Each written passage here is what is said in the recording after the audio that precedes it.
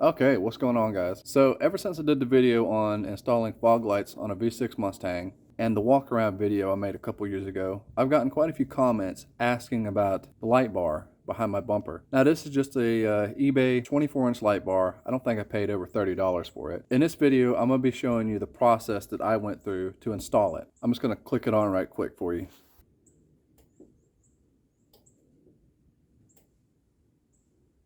Anyways, a couple years ago, I seen a picture of a New Age Mustang on Instagram that had a light bar behind the bumper like this. And I thought, I really like that. It's kind of unique, kind of cool. Like, hey, I got a light bar on my Mustang. Let's go off-roading. All right, so I'm going to go ahead and take this light bar out of here so I could try to better illustrate to you how I mounted it up in there.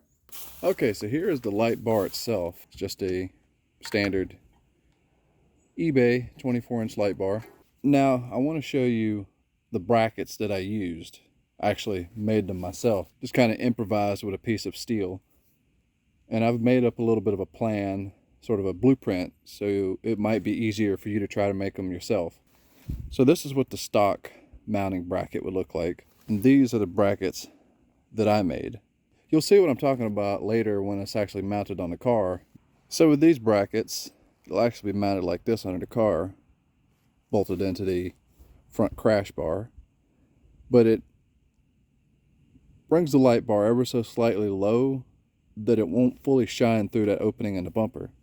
Also, it's just a straight up and down mount, where the mounts that I've fabric cobbled will bring the light bar closer to the bumper. And also, if I can demonstrate,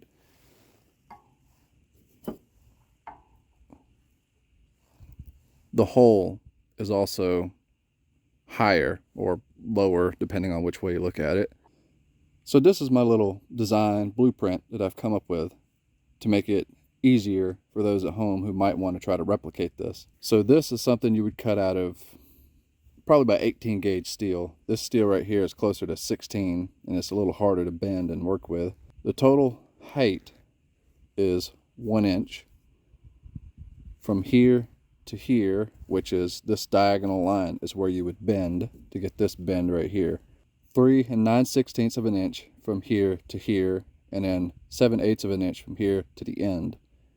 And then from this top of the bend, 1 5/16 of an inch, and then 3 1/8 of an inch from here, this part of the bend, to the end.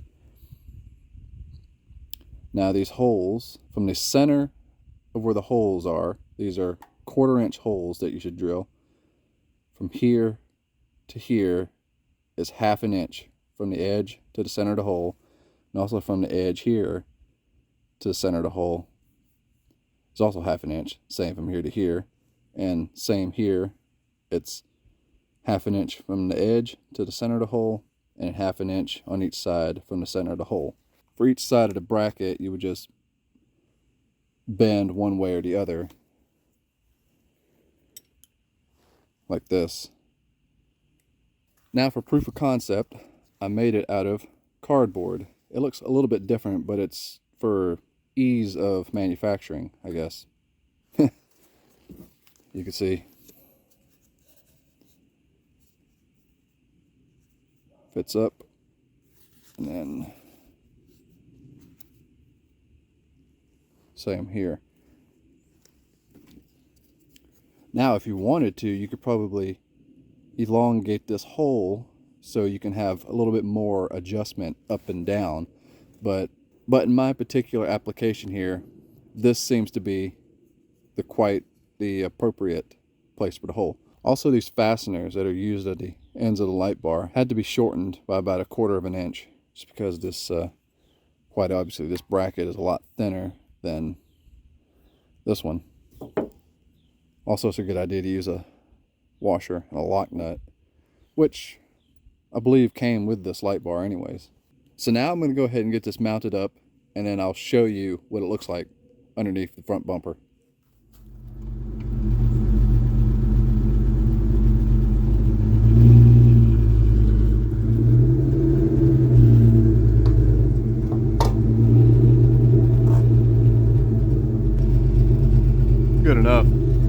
So this is up underneath the front bumper.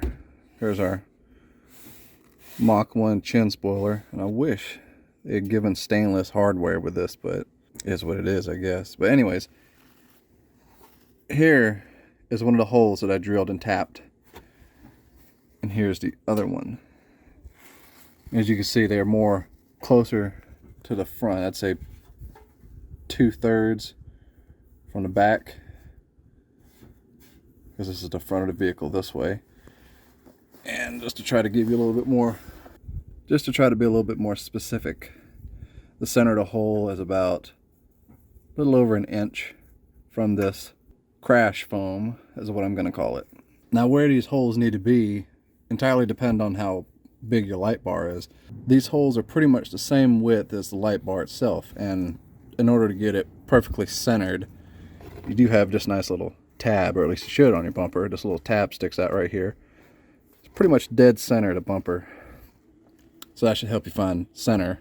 Now let's go ahead and get this light bar installed.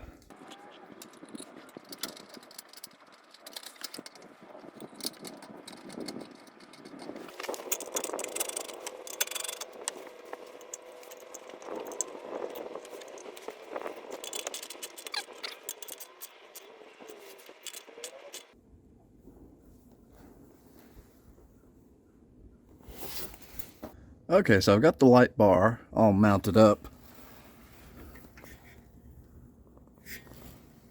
Now this steel here on this crash bar is, in my opinion, thick enough that you can drill and tap it. And as long as you don't over tighten the bolts or whatever fastener you use, as long as you don't over tighten them, I think you'll be good. And a little bit of medium strength thread locker, just for put your mind at ease. That's pretty thick. Now you can see, if I look straight up at that fastener, you can see how much of an offset, how much it's pitched forward the light bar actually is. Now let's try to compare it to the mount that would have came with it. Probably about 2 inches further forward. Now if you can try to imagine the light bar, well, back here. Yeah, it would still, you could still see it, and it would still shine through the bumper, but in my opinion, but I wasn't quite satisfied with that. I wanted it to be pushed forward about another 1.5 to 2 inches, just to try to get as much light out of this bar as I possibly could without it being cut off by the bumper. And as you can see, there's like maybe 1 inch between the opening and the front of the light bar. As for wiring, this light bar comes with about 2 feet of wiring coming off of it, and it's got connectors, spade connectors, and I've got the rest of the wiring harness coming down over here, and this is where my driver's side fog light is. It's coming down from up there close to where the battery is, and I'll show you that when we get up there, but first I'm going to plug this in. Okay, so right up here, we're in front of the battery. Right over here, this shiny wire is the wiring harness from the light bar coming up, and I've decided to run it under the battery tray, and it comes out over here.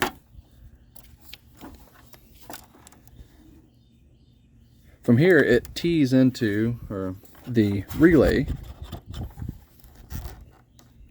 and then also coming out of the relay you have the positive and negative, which is fused, going straight to the positive on the battery, and then the negative snakes back around to right here.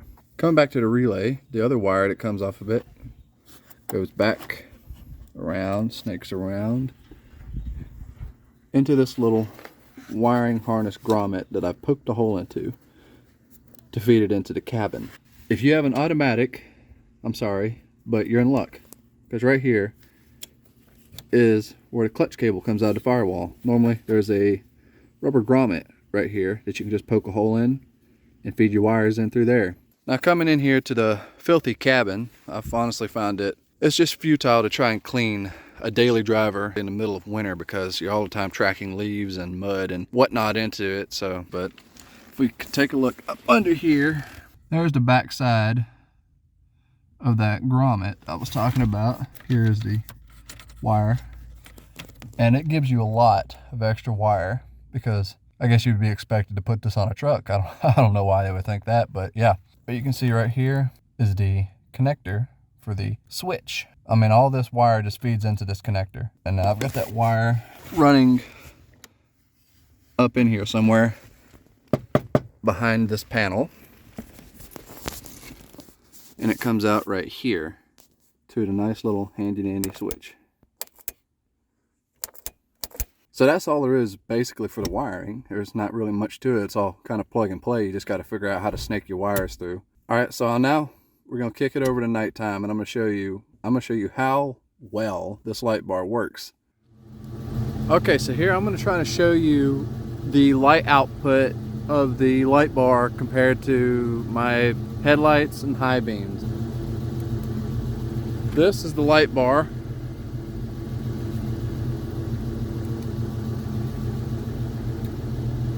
Those are my fog lights and running lights. Those are my low beams. These are aux beam LED headlight bulbs. Here are the high beams.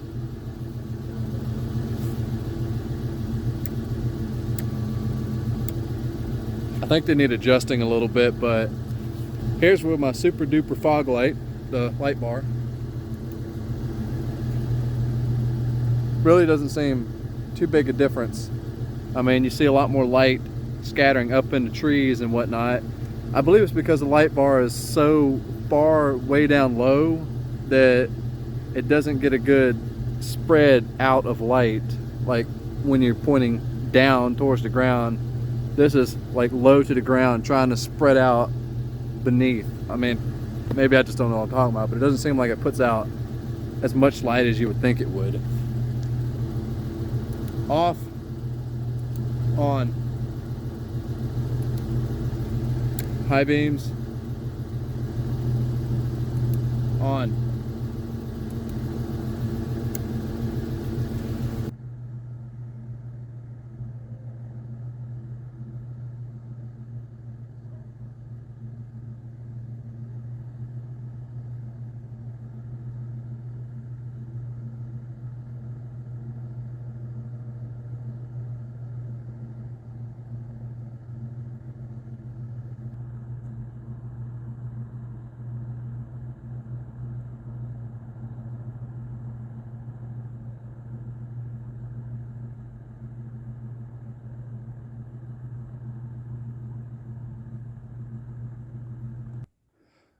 So I suppose that's really all there is to it. You can now put a light bar behind the bumper of your New Edge Mustang, which always seems to get a little bit of a reaction out of people when they find out you have a light bar on a Mustang. Anyways, if you have any more questions, just go ahead and leave them in the comments, and I'll try my best to answer them. Anyway, thank you for watching.